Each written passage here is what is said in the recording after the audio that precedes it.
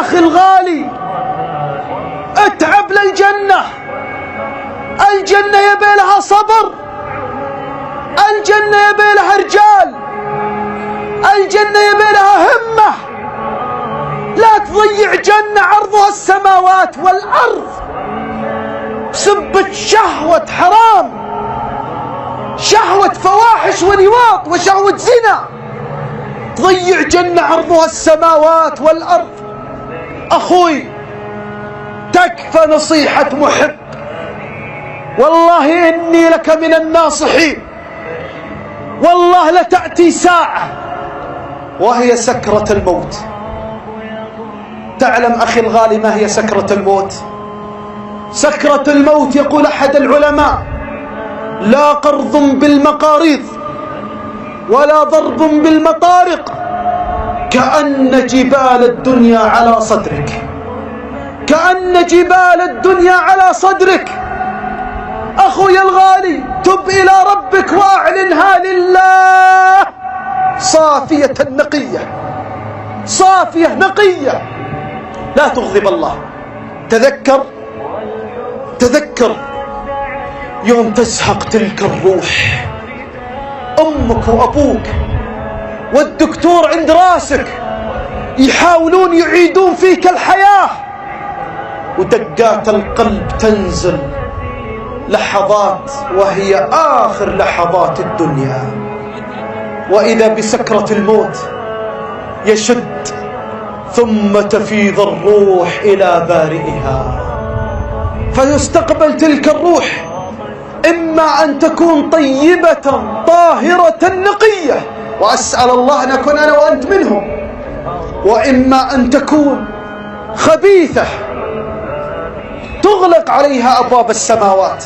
تذكر يوم يغسلونك، يا الله ما أصعب تلك اللحظات، تغسل وتقلب. يغسلونك من هذه الدنيا في آخر لحظات الحياة، تغسل وتكفن. أما إن سألت عن الأب فلن تشاهد إلا تلك الدمعات، وأما إن سألت عن الأم فتجد تلك الأم تضم تلك الذكريات التي عاشها ذلك الابن، تضم تلك الذكريات. تتذكر يوم أنك طفل صغير كيف ضعت وأصبحت جندي للشيطان. تتذكر أمك يوم كانت تقول لك: يا ولدي عيب، يا ولدي حرام، يا ولدي اتق الله، يا ولدي اتق الله، يا ولدي اتق الله، وانت كنت ذاك الوقت صاد ومعرض. أمك تتذكر تلك اللحظات. يدخل الأقارب ويدخل كل من كان يعرفك يشاهدونك وأنت على مغسلة الأموات. لم يتصوروا يوم من الأيام، لم يتصور يوم من الأيام أن فلان، أني هو أنا وأنت، إن الآن على طاولة غسيل، على طاولة غسيل الأموات. يا الله ما أصعبها من لحظات، يا الله ما أصعبها من لحظات. أين تلك الشهوات؟ وين ذيك الوناسة؟ وين فلان وفلان اللي ضيعوني؟ وين فلان وفلان اللي ضيعوني؟ يوم كان جاني الدين وقالوا لي التزم وصدوني عن الالتزام، وينهم الآن؟ وين فلان اللي كان يصد وكان يدفع بالحرام؟ وين فلان اللي يوم كانت مجالس الذكر يمسك بيدي ويطلعني عن مجلس الذكر؟ وين ذاك اللي يقول تعال عالم الوناسة وعالم الحرام؟ الآن على مغسلة الأموات. ثم شاهد تلك اللحظات ويكفن، أو تذكر أنك أنت الذي تكفن، تذكر أنت اللي تكفن.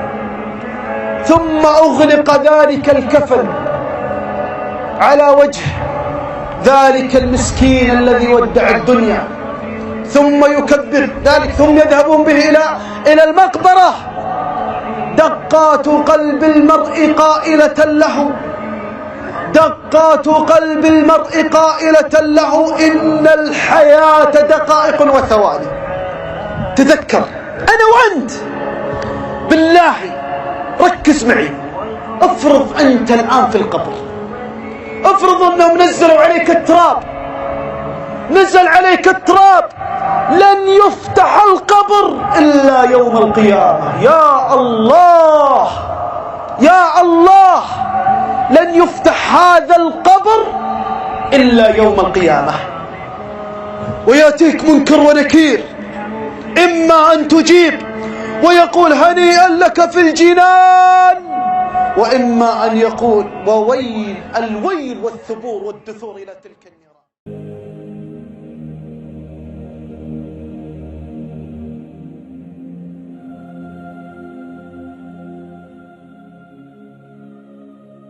قل هذه سبيلي أدعو إلى الله على بصيرة أنا ومن اتبعني وسبحان الله وما أنا من المشركين.